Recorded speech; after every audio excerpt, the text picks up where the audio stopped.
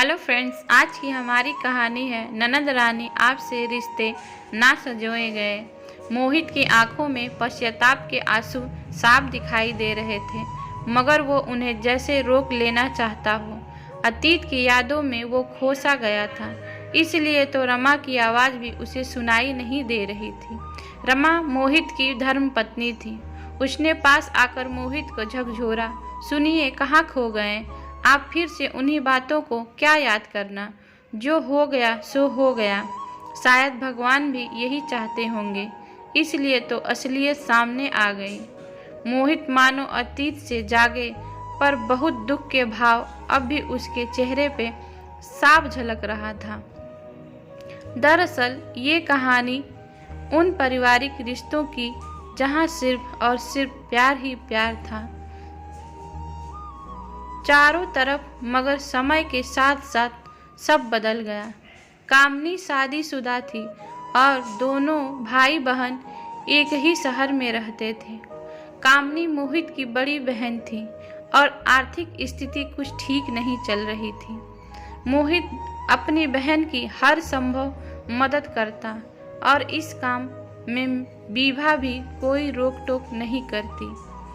कहीं भी जाना हो तो मोहित अपनी गाड़ी ड्राइवर के साथ कामनी के घर भिजवा देता।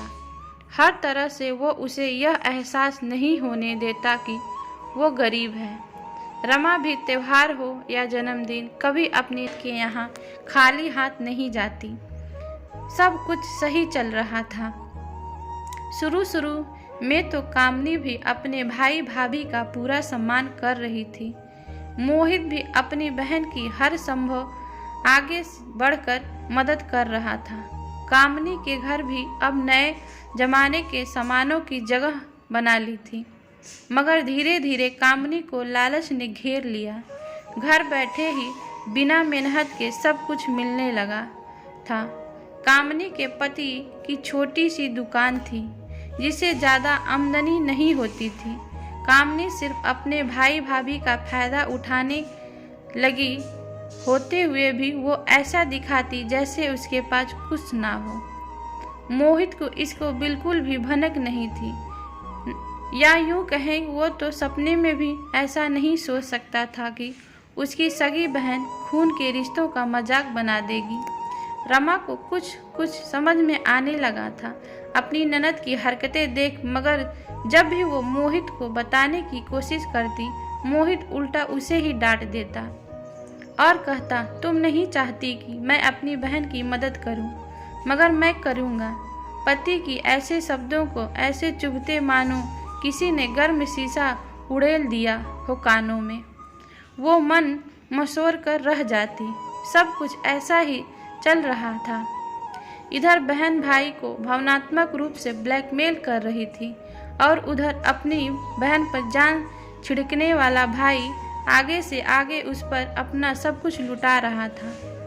समय बदला, कुछ हुआ और बहन की करतूत थोड़ी थोड़ी अब मोहित को समझ में आने लगी थी, पर फिर भी वो बहन की हरकतों पर अधिक ध्यान नहीं देता। एक ही बहन है सोचकर सब कुछ करता गया। कहता है, जो इंसान नहीं देख सकता वो वक्त दिखा देता है। बस कुछ ऐसा हुआ कि एक दिन मोहित बहुत बीमार हो गया।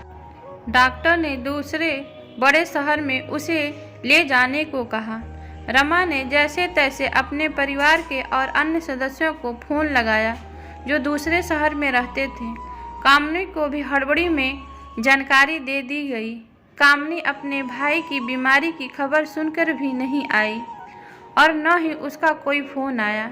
रमा के पति का लगभग 10 दिन तक सिटी हॉस्पिटल में इलाज चला, मगर एक भी दिन कामनी या उसके पति का फ़ोन नहीं आया।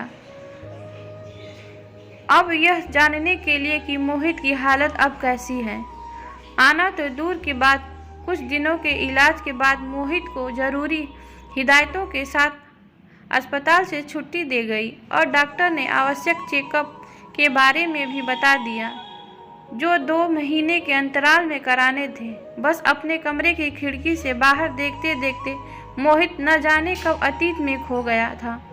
पता ही नहीं चला। इधर डिस्चार्ज होकर घर आने के बाद भी कामनी अपने भाई से मिलने नहीं आई, क्योंकि उसे समझ में नहीं आ रहा था कि मोहित को उसके स्वार्थ के बारे में पता चल गया है। कामनी ही अपने भाई भाभी से बोलना बंद कर दिया। मोहित अपनी बहन को बहुत चाहता था, उस पर जान छिड़कता था, लेकिन उसकी सगी बहन, इकलौती बहन उसके साथ ऐसा करेगी, उसे अब विश्वास नहीं हो रहा था। वो रोज़ सोचता था शायद आज उसकी बहन उससे मिलने आएगी, और जब नहीं आती तो खुद को किसी तरह दिलासा देता। अब मोहित और कामनी के रिश्तों में खटास आ चुकी थी। मोहित को भी इस बात का भी एहसास हो गया कि उसकी पत्नी सही कह रही थी। काश मैंने तभी ध्यान दिया होता। मोहित ने अपनी पत्नी के हाथों में अपने हाथ लेते हुए कहा, इस वैलेंटाइन डे कहाँ चलना है घूमने? अचानक से यह मीठी चाशनी में घुले शब्द सुनकर रमा शर्मा गई। मोहित और रमा को अब इस बात का एहसास हो गया था कि वक्त सदा एक नहीं रहता, इसकी भी आदत है बदलने रहने की। जैसे इंसान बदल जाते हैं, वैसे ही वक्त भी बदल जाता है। दोस्तों, जीवन में कई ऐसे पल आते हैं जब हम खुद को अकेला महसूस करते हैं। उस वक्त थोड़ी सी सूझबूझ और हिम्मत से काम लेना चाहिए। सही बात है, वक्त अच्छा हो तो सब अपने, नहीं तो सब पराए जाते हैं, जैसे कामनी ने मोहित को कर दिया। यह वक्त ही तो है कि जिस बात को मोहित देखकर भी अनदेखा कर रहा था, वो वक्त ने उसकी आंखों के सामने ला दी। जीवन की इस तरह परीक्षा की घड़ी आती रहती है। कहानी अच्छी लगी है तो कमेंट करिए, और नए हैं तो चैनल को सब्सक्राइब करिए और वीडियो को लाइक करिए।